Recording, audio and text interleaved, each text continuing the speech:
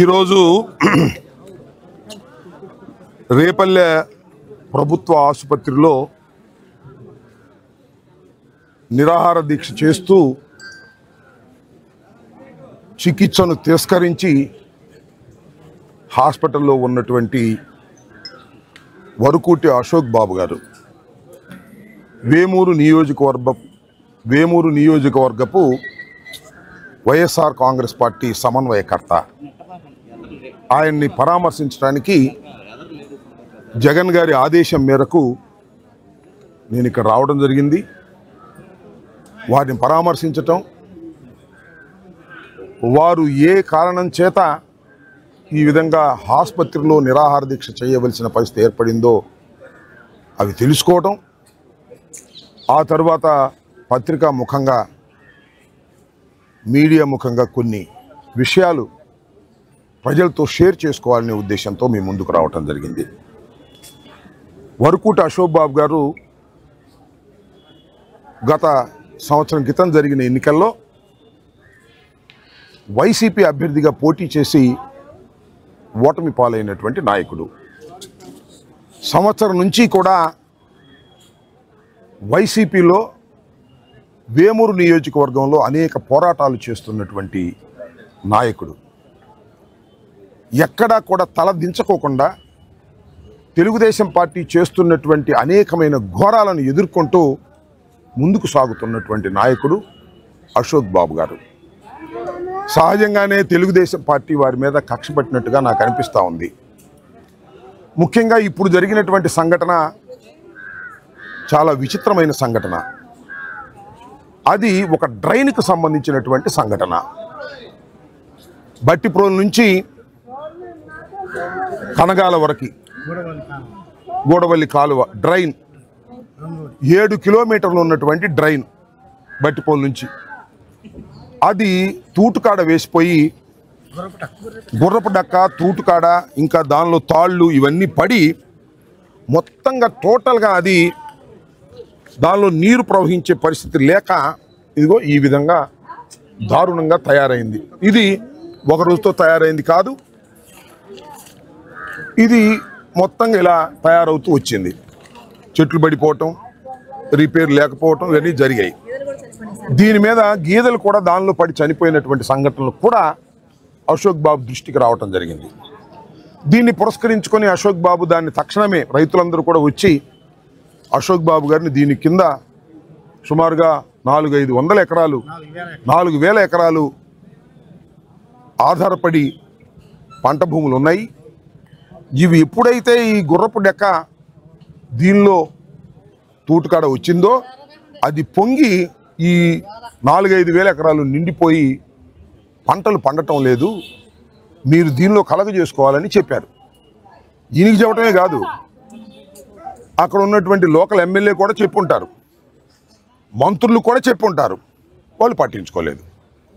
పట్టించుకోకపోవడం వలన అశోక్ బాబు ఏదో ఒక విధంగా రైతులకు మేలు చేయాలనే ఉద్దేశంతో ప్రభుత్వ దృష్టికి తీసుకువెళ్ళడం కోసం అక్కడికి వెళ్ళి ఆ గుర్రపు డెక్క ఉన్నటువంటి ప్రాంతంలో దిగి నిరసన తెలియజేశాడు.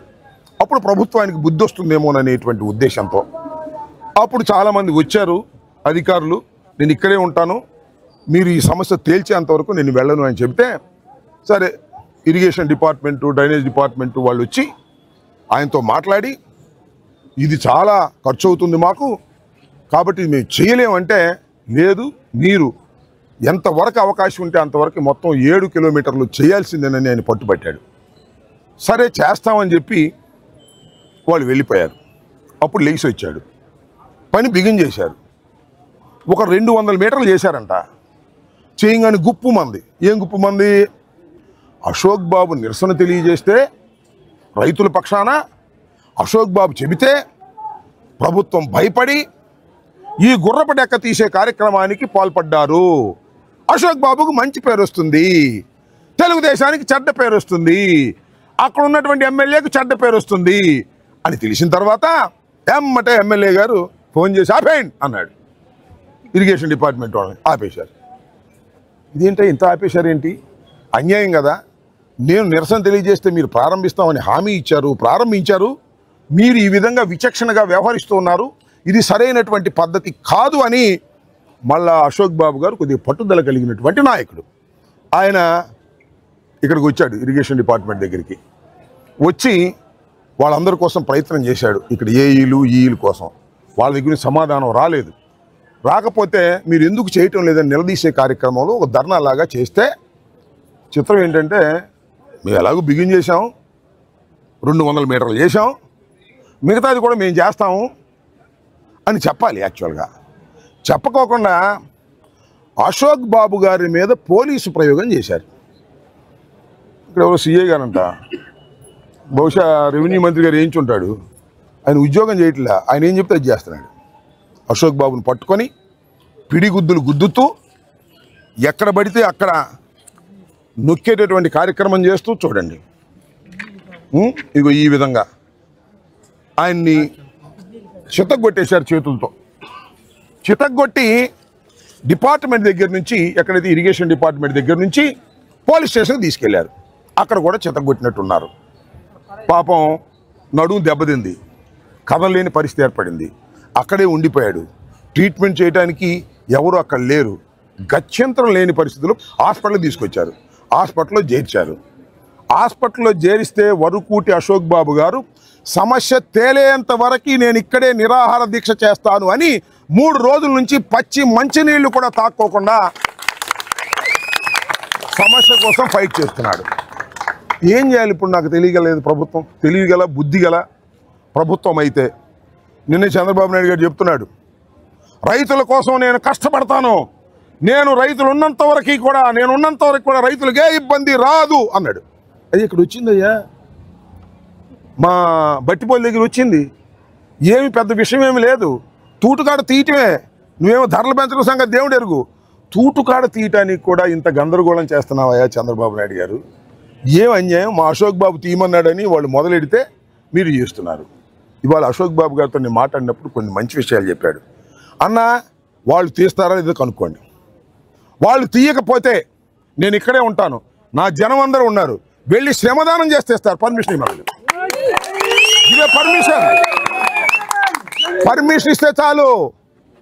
ఆడ మగ, ఇందాక లేడీస్ కూడా, మేము కూడా దిగుతామండి, మా పశువులు చచ్చిపోతున్నాయి, మా పంటలు పోతున్నాయి 7 కిలోమీటర్లు, మేమే మా గ్రామస్తులు, ఆ పక్కలో ఈ పక్కలో రైతులు అందరూ కలిసి మేమే వెళ్ళి తీసేసుకుంటాం. పర్మిషన్ ఇప్పించండి బాబు అంటే వాళ్ళు పర్మిషన్ ఎవరు చేయరు.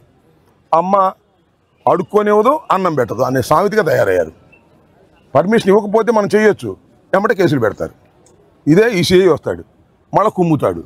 ఇవాళ పాప అనవసరంగా అశోక్ బాబుని పిడిగుద్దులు గుద్ది అనారోగ్యానికి గురి చేసి ఇక్కడికి తీసుకొచ్చి జాయిన్ చేశారు. ఇక్కడ నుంచి ఈయన ఆరోగ్యం బాగోలేదు, తెనాలి తీసుకెళ్ళమన్నారంట. తీసుకెళ్ళడానికి పోలీసులు రారు. అసలు పోలీసులు అరెస్ట్ చేశారా లేదా, కేసు పెట్టారా లేదా, సమాచారమే లేదు. తీసుకొచ్చారు, కొట్టారు, ఇక్కడ పడేశారు. ఏమిటి దారుణం అని అడుగుతా ఉన్నా.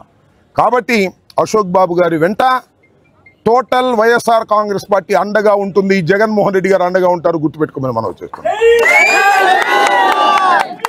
అశోక్ బాబు గారు ఒక న్యాయమైన ధర్మమైన సమస్య కోసం పోరాడుతున్నాడు. దీనిలో ధర్మం లేదని చెప్పమని తెలుగుదేశం వల్ల నాకు అభ్యంతరం లేదు. అయ్యా, తూటుకాడ ఉండాల్సిందే, బర్రెలు చనిపోవాల్సిందే, ఆ తూటుకాడ వల్ల కాలువలు పొంగాల్సిందే, 4,000 ఎకరాలు మునిగిపోవాల్సిందే, పంటల నష్టం జరగాల్సిందే అంటారా చెప్పండి? ఒక ధర్మమైన విషయం. నేను ఇక్కడ ఫైనల్గా డిమాండ్ చేస్తుంది ఏంటంటే, అశోక్ బాబు గారు నేను చెప్పాను, నేను నిరాహార దీక్ష విరమించను, నా ప్రాణం పోయినా విరమించను, నాకు కావాల్సింది ఒక్కటే, ఆ తూటుగాడ వాళ్ళు తీస్తారా మమ్మల్ని తీయమంటారా తేలి చెప్పండి. అయ్యా మీరు, నేను అనకూడదు కానీ మీ వల్ల కాకపోతే చెప్పండి అయ్యా, మా వాళ్ళందరూ ఆడ మగ అందరూ తీసేస్తారు తూటుకాడ, చెప్పండి. నేను అడుగుతా ఉన్నా, వ్యవసాయ శాఖ మంత్రి గారిని, ఇరిగేషన్ మంత్రి గారిని కూడా అడుగుతా ఉన్నా, అయ్యా మీకు పర్మిషన్ ఇప్పించండి, అయ్యా మీ తూటుకాడ మీరు తీసుకోండి అంటే రైతులు వచ్చి తీసేసుకుంటారు. అశోక్ బాబు గారి నాయకత్వంలో అశోక్ బాబు గారు ఇక్కడే ఉంటారు.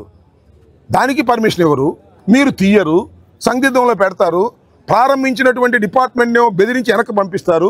ఒక దుర్మార్గమైనటువంటి పద్ధతుల్లో మీరు వ్యవహరిస్తున్నారు. ఇది సరైనటువంటి విధానం కాదు, లాగొద్దు. నేను ఇరిగేషన్ డిపార్ట్మెంట్ కూడా చెప్తున్నా, లాగొద్దు.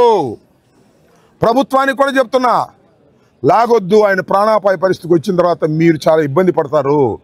చాలా పట్టుదలగా అశోక్ బాబు గారు చేస్తున్నాడు. వారి కుటుంబం అంతా అక్కడే ఉంది. ఆయనకి ఏమైనా జరిగితే బాధ్యత మీరు వహించవలసి ఉంటుంది. Very simple issue. ఏమి లేదు, మేము చెయ్యలేము, మా వల్ల కాదు. అశోక్ బాబు గారు మీరు చేసుకోండి, పర్మిషన్ ఇస్తాం అని చెప్పండి. లేదు మీరు తీయండి. ఏది చేయకోకుండా ఈ విధంగా మనుషుల్ని కొట్టి ఒక నాయకుని తీసుకొచ్చి ఇక్కడ పడేశారు. జైల్లో పడేయాలనుకున్నారు, మళ్ళీ హాస్పిటల్లో పడేశారు. ఇది సరైనటువంటి విధానం కాదు. తక్షణమే దీని మీద ప్రభుత్వం రియాక్ట్ కావాలి, ఇరిగేషన్ డిపార్ట్మెంట్ రియాక్ట్ కావాలి, దీని సమస్యను పరిష్కారం చేయాలి. సమస్య పరిష్కారం కాకపోతే మళ్ళా నాయకులు మొత్తం రాష్ట్రంలో ఉన్న నాయకులను కూడా ఇక్కడికి వచ్చి ఆయన పరామర్శించవలసి వస్తుంది. జాగ్రత్త అని కూడా ఈ సందర్భంగా హెచ్చరిస్తున్నాను.